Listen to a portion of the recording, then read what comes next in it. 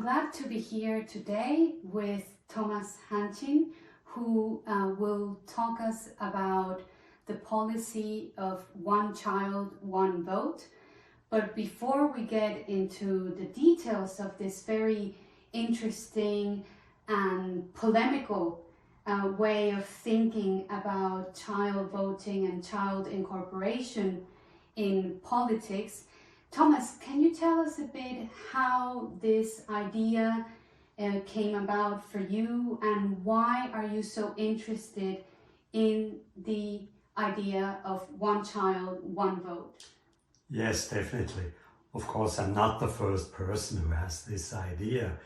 It happened to me that I was listening to the radio. That was some 25 years ago, an interview with the president of the former Kinderlobby of Switzerland, and he was defending the right to vote for children, and at that time the idea was quite new to me, and it was convincing what I heard about it, and I just it was kept inside my head, and I couldn't forget it, and so I was thinking a lot about it with the years, and at the end, or 10 years ago, I wrote a booklet about it.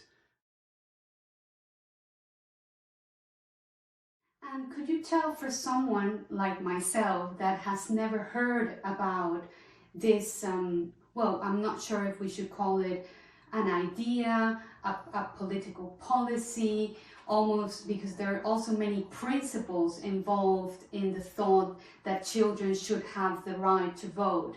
Could you explain for someone that has never heard of this, what does it mean and what is the ultimate aim of this idea or policy?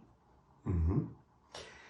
Well, the idea is that children, of course, are part of the society. And as soon as a baby is born, everybody changes for the parents. They have to start thinking about things that just were not important before to them. But when there's a baby, you have to think of schooling, of the future of the baby. So far, it has been accepted that a person is only able to vote as soon as the person himself, herself understands what it is about politics or voting, and that was, this is, I would call that the main point, because why should the parents not be able to vote for their children? So this is what is called proxy vote. So the thought is that the parents would vote in the name of their child until the child comes to an age where they take on their own original right to vote that so far has been sort of put upon or transmitted to their representatives, i.e. their parents. Absolutely. Because in the beginning it's clear the parents must do the job for them if they want to. Everybody doesn't go to vote every time. But as soon as the child has its own opinion, means understand something about politics. And at that moment, it's the child who may really fill in the forms to give the vote. One of the interesting things in the material you send me for this conversation is that the issue of child voting puts very much into perspective another issue, which is the role of older people in society. So it seemed to me that these two ends of the political spectrum come into some sort of tension, or at least conversation, because it seems that if we leave voting or the political responsibility of the future of the country only to the older people, the policies that parties would put forward will be very different if, in contrast, they would be directed not to keep the older, but to bring the younger into the future. How do you see that tension within the political spectrum, and how would a one child, one vote policy change or modify or transform political life, really? The tension is a fact. It is today, it is a fact because of this whole spectrum. It's only the older people who have the right to vote. So the balance is not a balance. Yes, yes. So let's say in the case that children would come into being active political members, yes. What do you foresee as a change? I have a few examples.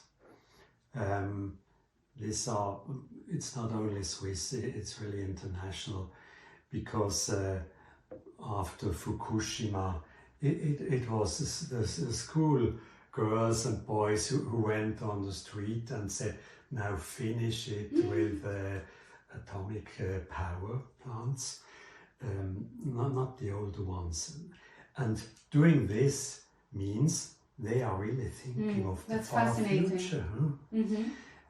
Instead of some older people who have to live maybe 10 years or even 20, they are less interested in what's going to happen in 50 years. But the youngsters, for them, it is vital to have the certainty, security for the future.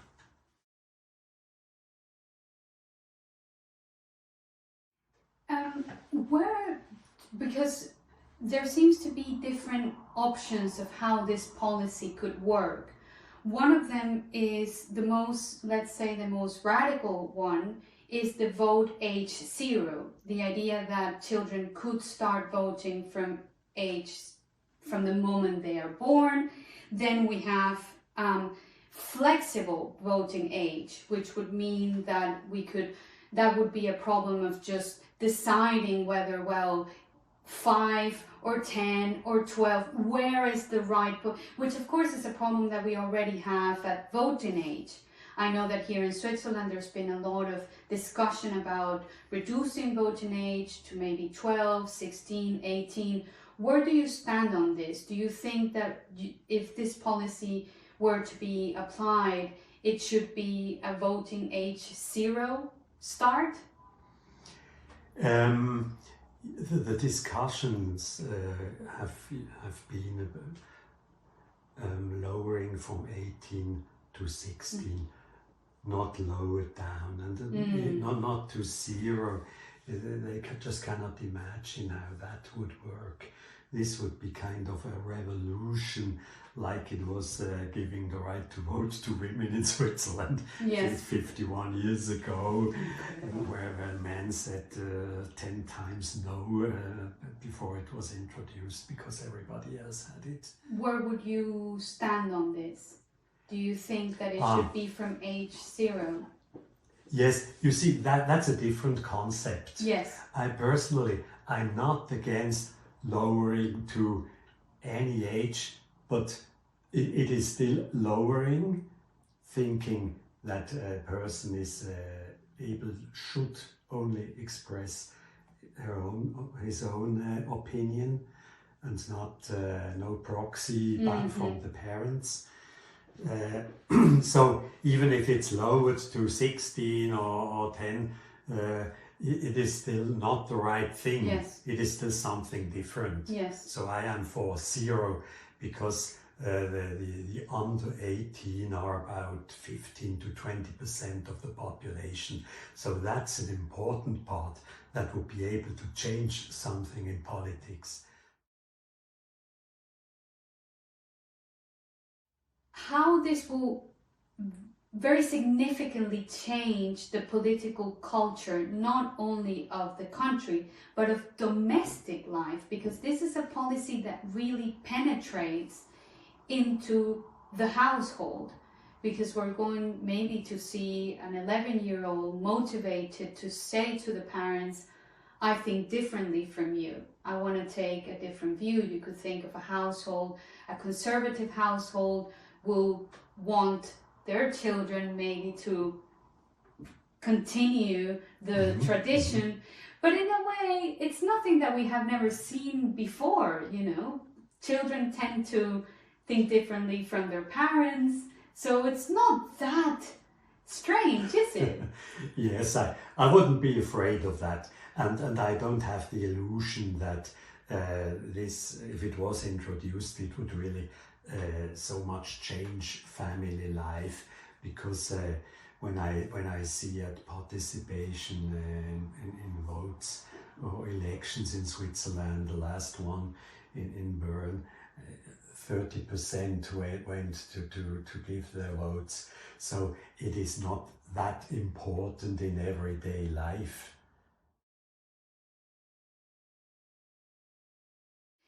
Thomas, what from your experience, because you've been thinking and advocating these views for 20 years or so now, what is, from your point of view, the resistance from the part of political parties to this? What do you think is the heart of this resistance, such that then we could think how to influence or transform it?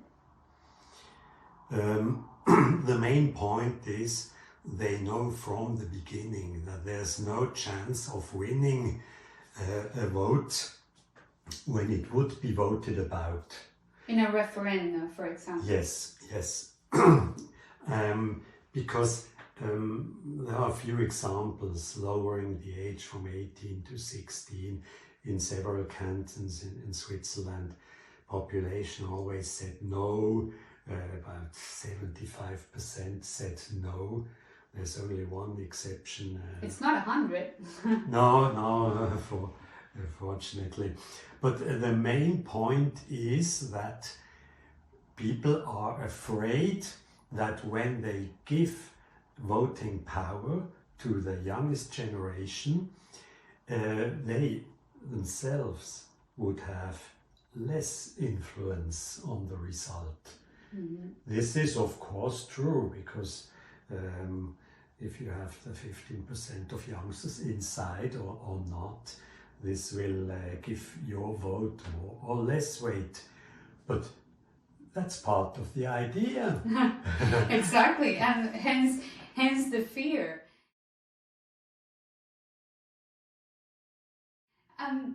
Do you think that maybe another fear is the fact that young generations will put pressure on, for example, environmental policies that would otherwise maybe not be as prominent? Of course, things are changing.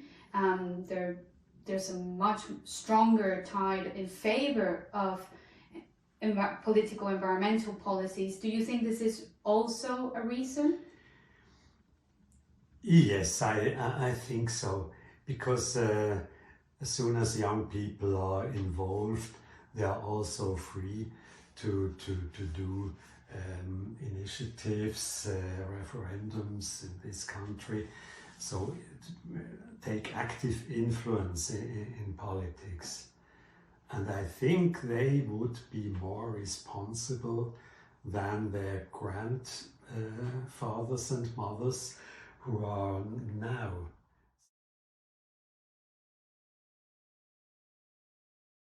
You mentioned, of course, referenda in the context of Switzerland.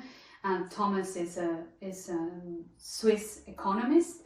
And just to finish, do you think that, I like thinking positively, so I think that it is a good thing that you are advocating for this in a country like Switzerland, with its very particular political system of direct democracy, essentially deep, very, very deep federalism, and with the separations of cantons. I've lived in Switzerland for only a year and a half, and I've lived through 3 referenda, all 9 questions. It is incredible. I've studied Rousseau, you know, the citizen of Geneva. I have never realized that this could happen. So do you see some benefits in being an activist of this cause of one child, one vote in the context of the Swiss political system?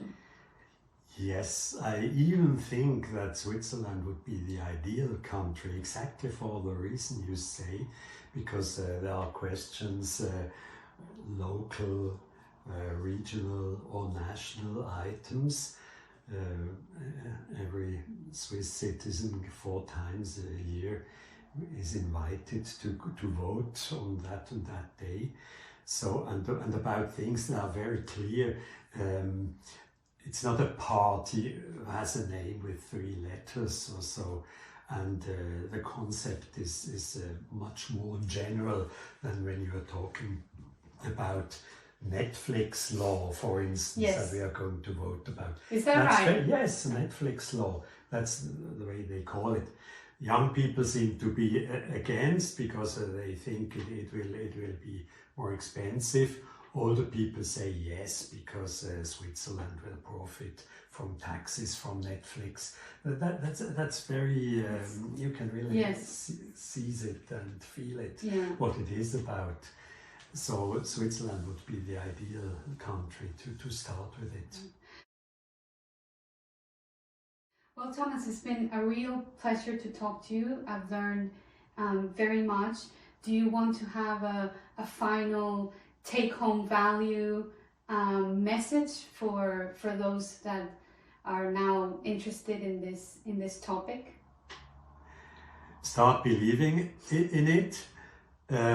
Talk to other people about it.